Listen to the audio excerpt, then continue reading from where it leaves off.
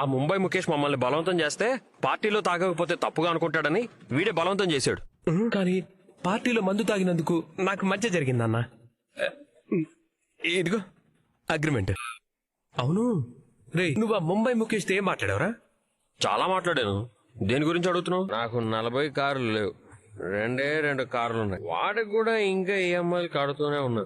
నేను కూడా అబద్ధం చెప్పిన మంచివాణ్ణి, నిజం దాచిపెట్టిన చెడ్డవాణ్ణి. అవును కదా, చెప్పేశాం కదా, కొంప ముంచేశాం కదా, వీడి దుంప తెంచేశాం కదా. అయితే అది కల కాదా? కాదు, కానీ అయితే బాగుండు. మొత్తం చెప్పేశారా? నువ్వు ఆడించిన నాటకం మొత్తం చెప్పేశాడు. నాటకం ఏంట్రా? ఎందుకు ఏదో మునిగిపోయినట్టు అలా కంగారు పడుతున్నారు? నిజం చెప్పండి. ఏంట్రా అసలు ఏం జరిగింది? వీడికి డీలర్షిప్ వస్తుందని ఆ ముంబై ముఖేష్ ని పార్టీకి పిలిచాడు. ఆ పార్టీలో కుటుంబంలో కూడా అందరూ బాగా సంపాదించే వాళ్ళని చెప్పాడు. నేను 40 కార్లకి ఓనర్ని, ట్రావెల్ ఏజెన్సీ నడుపుతున్నానని, వీడు హోటల్స్ మీద హోటల్స్ కట్టి హోటల్స్ బిజినెస్ చేస్తున్నాడు.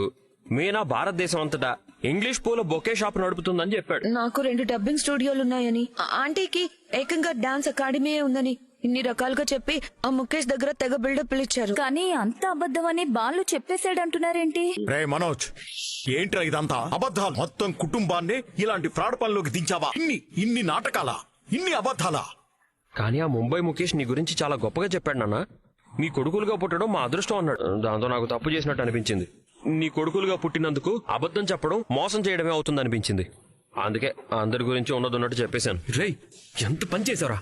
అంత కష్టపడి అంత ఖర్చు పెట్టి ప్లాన్ చేస్తే అగ్రిమెంట్ చేతికి వచ్చాక నిజం చెప్పి నిలువురా ముంచేసావు కదరా. రేయ్, నువ్వు కూడా పక్కనే ఉండి చెప్పరా. జెంటిల్మెన్ అడిగితే చెప్పాల్సిందే అన్నావు. అవును, నువ్వు చెప్పమంటేనే చెప్పాడు. ఫ్లో ఆపకు అంటూ ఎంకరేజ్ చేసి మరీ చెప్పించావు కదా. అయితే మనకి అగ్రిమెంట్ ఇచ్చి మరి ఆ ముంబై ముఖేష్ వెళ్ళిపోయాడేంటి? అవును కదా. అమ్మో, అమ్మా, రోహిణి, నాన్న, మునిగిపోయాను, నిలువునా మునిగిపోయాను. ఏదైనా ఫ్రాడ్ జరిగితే డీల్ ఆపేస్తే, అగ్రిమెంట్ క్యాన్సిల్ చేస్తే నేను వాళ్ళకి 50 లక్షలు ఇవ్వాలంట. 50 లక్షలా? 50 లక్షలా? ఒరేయ్, అందుకే తాగున్నప్పుడు ఎందుకురా, మామూలుగా ఉన్నప్పుడు చదివి సంతకం చేయరా అని కూడా చెప్పాను కదరా. జెంటిల్మ్యాన్ అన్నావు కదరా. ఇప్పుడు అవన్నీ అవసరమా? నీ వల్ల డీల్ క్యాన్సిల్ అవడమే కాదు, 50 లక్షలు ఫైన్ కూడా కట్టాల్సిన పరిస్థితి వచ్చింది. సంతకం పెట్టొద్దని మీ ఆయనకి మా ఆయన చెప్పారంట కదా. ఆయన తాగితే ఎవరెలా ఉంటారో తెలుసు కదా. ఎందుకు మీ హస్బెండ్ తాగమని ఫోర్స్ చేయాలి? ఏంట్రా ఇదంతా? ఇన్ని మోసాలు చేసి అబద్ధాలు చెప్పి ఎందుకురా ఇలాంటి పరిస్థితి తెచ్చుకున్నావు? అయితే వాడు నిజం చెప్పాలా? వాడు మంచి పని చేశాడు. అబద్ధం చెప్పలేక, నిజం దాచలేక మొత్తం చెప్పేశాడు. వాడి కష్టం అంతా వృధా అయిపోలా? ఇప్పుడు 50 లక్షలు కట్టకపోతే జైలుకు పోవాలి నాన్న. ముందు అతన్ని రానివ్వు, వస్తే ఏదో మాట్లాడదాం. ఇకనైనా బుద్ధి తెచ్చుకొని నిజాలు చెప్తూ నిజాయితీగా బ్రతకడం నేర్చుకో.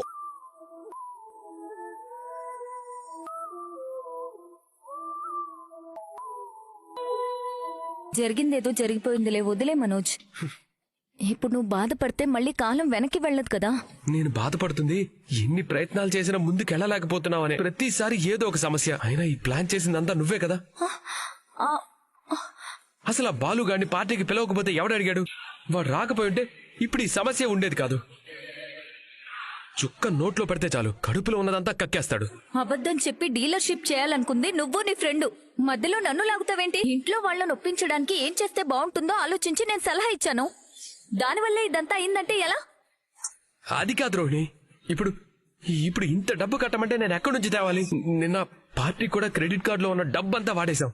ఇప్పుడు ₹1 కూడా లేకుండా గీకి కట్టాం. వాడికి ఇప్పుడు ఏం సమాధానం చెప్పాలి? పర్లేదులే మనోజ్, అతను వస్తే మనం మాట్లాడదాం. మనమేం ఫ్రాడ్ చేయలేదు కదా. కావాలంటే అగ్రిమెంట్ క్యాన్సిల్ చేసుకుందాం. ఫ్రస్ట్రేట్ అయితే ఎక్కువ పొరపాట్లు జరుగుతుంటాయి. అదే కూల్ గా ఆలోచిస్తే సొల్యూషన్ దొరుకుతుంది. నా మాట విని నువ్వు ముందెళ్ళి స్నానం చేసిరా. అగ్రిమెంట్ మీద సైన్ చేశాక ఎవడు మాత్రం ఊరుకుంటాడు? ఇరిటేట్ అవ్వకు మనోజ్. మావయ్య ఏదో ఒకటి చేస్తానన్నారు కదా. ప్రతి సమస్యకి ఏదో ఒక పరిష్కారం ఉండే ఉంటుంది. నువ్వు వెళ్ళి ఫ్రెష్ అయ్యరా, వెళ్ళు. ఏంటిది? పాలా? పెగ్గులకి బయట కలర్ వేసావా? ఇంత సున్నం వేశాను. ఏంటో చెప్పు. మజ్జిగలో నిమ్మరసం కలిపాను, మీ తలకి పట్టిందంతా పోవాలని. నీలాగా మందు తాగి వచ్చిన భర్తకి తెల్లవారి మజ్జిగిచ్చే భార్యలు ఎంతమంది ఉంటారు? ఇంకోసారి ఇలాగే ఒళ్ళు తెలియకుండా తాగొస్తే ఈ పెళ్ళం కూడా ఉండదు. తాగండి. కాఫీ ఇస్తావా మీనా? తాగింది వీళ్ళైతే తలనొప్పి వచ్చింది మనకి. అబ్బే, నేను బెడ్రూమ్ లో ఏసీ వేసుకుని హాయిగా పడుకున్నాను. అందరూ నీలాగా కరిగిపోయే మనసున్న వాళ్ళు ఉండరు వదినా. వేర్రివాడ, భగవంతుడు భార్యలందరినీ ఒకే పదార్థంతో తయారు చేశాడని అనుభవం మీద గానీ తెలిసిరాదు. ఎందుకంత టెన్షన్ పడతావు? ఏమైందన్నా? ఆ 50 లక్షలు కట్టేదెలా అని టెన్షన్ పడుతోంది. అంతా నీ వల్లేరా. నా ఇంటికి శనిలా దాపరించావురా, దరిద్రంలా దాపరించావు. వాడేదో సంపాదించుకుని వృద్ధిలోకి వస్తాడని ఆశపడితే తన ఆశలన్నీ బూడిద పాల్చేశావు, అప్పులు పాల్చేశావు. నువ్వు బయటికి వెళ్లిన రోజే ఈ ఇల్లు బాగుపడుతుంది. అత్తయ్య, ఏంటి నా కొడుకుని నిలువున ముంచింది వీడు కాదా? అన్నయ్య అబద్ధం చెప్పలేకపోయాడు. అదేం నేరం కాదే. అవును, సత్యమేవ జయితే అన్నారు. సత్యం ఎల్లప్పుడూ జయిస్తుంది. నమస్కారం సార్, కూర్చోండి. నేను కూర్చోడానికి రాలేదు. అబద్ధాలు చెప్పిన ఆ ఫ్రాడ్ ఎక్కడ? మనోజ్ని పిలుస్తున్నారు, వెళ్ళి పిలువమ్మా. అగ్రిమెంట్ పేపర్స్ తో రమ్మనండి. సార్, నేను అక్కడి నుంచి తిరిగొచ్చేదాకా మనోజ్ చెప్పిన అబద్ధాల గురించి తెలియదు. ముందే తెలుసుంటే అంత దూరం రానిచ్చేవాణ్ణే కాదు, మందలించి ఆపేవాణ్ణి. నిజాయితీగా సంపాదించని ఏ డబ్బు నిలబడదని వాడికింకా తెలిసి రాలేదు. నేనొక సాధారణ బస్ డ్రైవర్ని. ఇదే నా ఇల్లు, ఇంతే సంపాదన, ఇదే నా కుటుంబం. ఇంతకు మించి మాకెలాంటి ఆస్తులు లేవు, వ్యాపారాలు లేవు. మీకేదైనా ఎక్కువ చేసి చెప్పుంటే అందుకు నేను క్షమించమని అడుగుతున్నాను. అయ్యో మావయ్య, నేను మీరిచ్చే సంజాయిషి కోసం రాలేదు.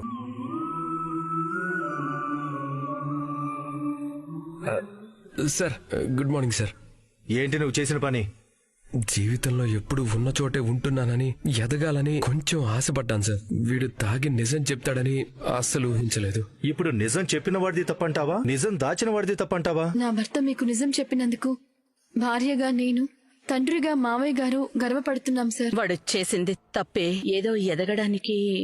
చూడమ్మా, పైకి ఎదగాలంటే జారుడు మెట్లు ఎక్కకూడదమ్మా, ఒక్కొక్క మెట్టు ఎక్కాలి. అందుకే ఇది పద్ధతి కాదు. ఇలా ఫ్రాడ్ చేయడం తప్పు. అందరూ అగ్రిమెంట్ లో ఏం రాసుందో చదివారా? పొద్దున్నే చదివాను సార్. రాత్రి ఇతనేం చెప్పాడు? మామూలుగా ఉన్నప్పుడు చదివి సంతకం చేయమని చెప్పాడు. మరి డీలర్షిప్ ఊరికే వస్తుందా?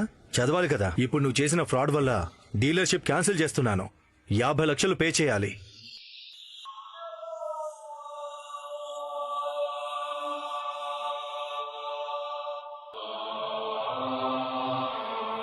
సార్, మీరు ఆగండి. మీరేమైనా అబద్ధం చెప్పారా? లేదు. మరి మీరెందుకు అబద్ధం ఆడారు? సార్, మిమ్మల్ని మోసం చేయాలనే ఉద్దేశం కాదు, తొందరగా ఎదగాలనే తొందరలో చేసిన తొందరపాటు పని. దానికి 50 లక్షలు ఫైన్ వేస్తే కట్టే స్థితిలో వాడు లేడు. నిజం చెప్పి వాడికి పరిస్థితి తెచ్చినందుకు నేను మిమ్మల్ని క్షమాపణ అడుగుతున్నాను. అన్ని డిగ్రీలున్నా వాడికి ఎందుకో కలిసి రావడం లేదు. ఈసారైనా కలిసి వస్తుందేమోనని నేను అబద్ధాలు ఆడాను. కానీ నా మనస్సాక్షి ఒప్పుకోలేదు సార్. మా నాన్న పెంపకం ఒప్పుకోలేదు. అందుకే వాడికి ఎలాంటి పరిస్థితి వస్తుందనేది ఆలోచించకుండా నేను నిజం చెప్పేశాను. నన్ను క్షమించండి సార్.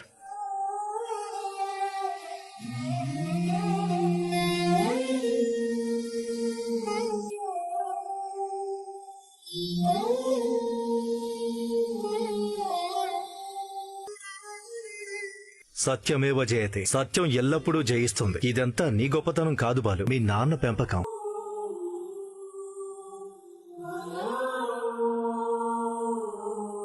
మీరు నాకు క్షమాపణ చెప్పాలని చూశారు, కానీ నేనే మీకు క్షమాపణ చెప్తున్నాను.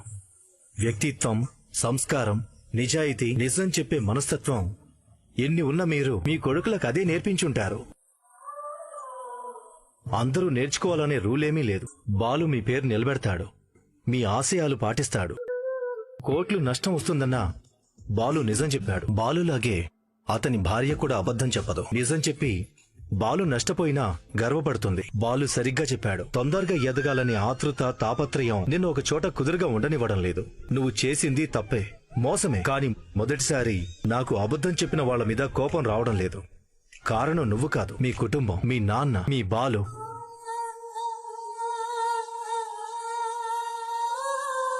మీ అమ్మగారిలో నువ్వు ఎదగాలని ఆరాటం కనబడుతోంది. మీ నాన్నగారిలో సంపాదన కన్నా నిజాయితీ ముఖ్యమనే సిద్ధాంతం కనబడుతోంది. మీ అమ్మగారికి రెప్లికా నువ్వు, మీ నాన్నగారికి నమూనా మీ బాలు. అర్థమైందా?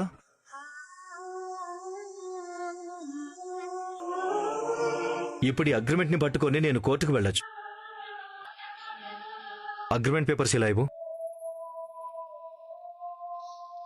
కానీ నేను అలా చేయడం లేదు.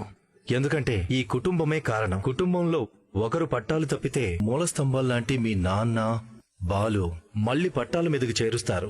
అందుకే నేను నీకు డీలర్షిప్ ఇస్తున్నాను. ఈ అగ్రిమెంట్ ని చింపేస్తున్నాను. రేపు నువ్వు ఏదైనా తప్పు చేయాలన్నా ఇలాంటి ఫ్యామిలీలో ఉంటే నువ్వు చేయలేవు. ఈ అగ్రిమెంట్ మీద సంతకం చేయి. మీరు నిజంగా దేవుడు సార్, దేవుడు. నేను మనిషిని. మీలాంటి తండ్రి నాకు ఉండేవారు, ఇప్పుడు లేరు. మీలో ఆయన నాకు కనిపించారు.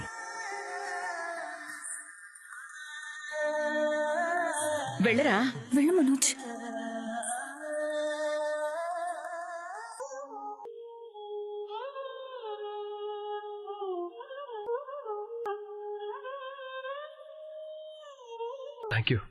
Thank you so much sir. All the best. వెళ్ళొస్తాను బాలు. ఇంతసేపు నా భర్తని ఎన్ని మాటలన్నారు అత్తయ్య, ఇప్పుడేమంటారు? నేను చచ్చేదాకా నా దృష్టిలో వాడు మారడు. నిజాయితీ ఉన్నోడిని, నిజాలనే అన్నోడిని, అబద్ధమే రుచించని అబ్బాయిని, ఒకే ఒక మంచోడిని రొమాన్స్ లో పిచ్చు. ఎందుకు ఇప్పుడు ఈ పాటలు? నిజాయితీ కొన్నిసార్లు బాధ పెడుతుంది, కానీ చివరికి అదే నిజమైన సంతోషాన్ని ఇస్తుంది. సినిమా పాటలు మాటలు ఆపి మామూలుగా మాట్లాడొచ్చు కదా. చూసావుగా, రాత్రి ముఖేష్ కి నేను నిజాయితీగా నిజం చెప్పాను. అప్పుడు మనోజ్ మీద అతను కోప్పడ్డాడు, కానీ ఇప్పుడు తిరిగి వచ్చి మళ్లీ వాడికి అవకాశం ఇచ్చాడు. మీరు నిజాయితీగానే ఉంటారు, అందులో సందేహమే లేదు. కానీ రాత్రి మీరు తాగిన మైకంలో నిజాన్ని ఎక్కువసేపు దాచలేకపోయారు. అందుకే అతనికి అసలు విషయం చెప్పేశారు. అంటే నేనేది దాచుకోలేనంటావా? అంతేగా మరి. అసలు ఈ కడుపులో ఏం దాగుతుంది చెప్పండి? మీ మనోజ్ అన్నయ్య పార్క్ లో పడుకోవడం చెప్పేశారు, గుడి ముందు అడుక్కోవడం చెప్పేశారు, ఇంకా అన్ని అలా ఏం చెప్పను. ఆ రోజు రాత్రి మనం ఇలాంటివా? చెప్పండి, సిగ్గు లేకుండా అన్ని అందరితో చెప్పండి. సరదాగా అన్నానులే మీనా. మొగుడు పెళ్ళాల ముచ్చట్లు బయట ఎవరికన్నా చెప్తారా? మరి ఇంకేం దాచారు? ఆ, అవతల వాళ్ళకి మంచి జరుగుతుందనుకునే కొన్ని విషయాలు దాస్తాను. మీరు నిజాలు దాస్తారా? అది నా దగ్గర దాచాను, కానీ అది నీ మంచి కోసమే. ఏంటది? నిజంగా నా దగ్గర ఏమైనా ముఖ్యమైన విషయం దాచారా? దాచాను, కానీ చెప్పను. చెప్పండి. చెప్పనన్నాను కదా. చెప్తారా చెప్పరా? చెప్పనంటే చెప్పను. చెప్పా కదా నీ మంచి కోసమే అని, కాబట్టి నేను చెప్పను గాక చెప్పను. ఏమండి? నేను చెప్పనంతే. ముళ్ళకంప పోవే పూలగంప. చెప్పను. అయ్యో, నేను బయటికి వెళ్ళాలి, మర్చిపోయాను. నా ఫోన్ ఇది. మీనా మీనా, ఈ హడావులో ఇప్పుడు అసలు విషయం మర్చిపోయాను మీనా. బయటికి వెళ్ళాలి మీనా. పొద్దున్నుంచి నాకు ఒక్క ఫోన్ కూడా రాలేదు. నా ఫోన్ ఎక్కడుంది? ఎక్కడ పెట్టుంటారో ఒకసారి గుర్తు చేసుకోండి. రాత్రి నేను నా జోబులోనే పెట్టుకున్నాను మీనా. ఒకసారి నా ప్యాంట్ జోబుల్లో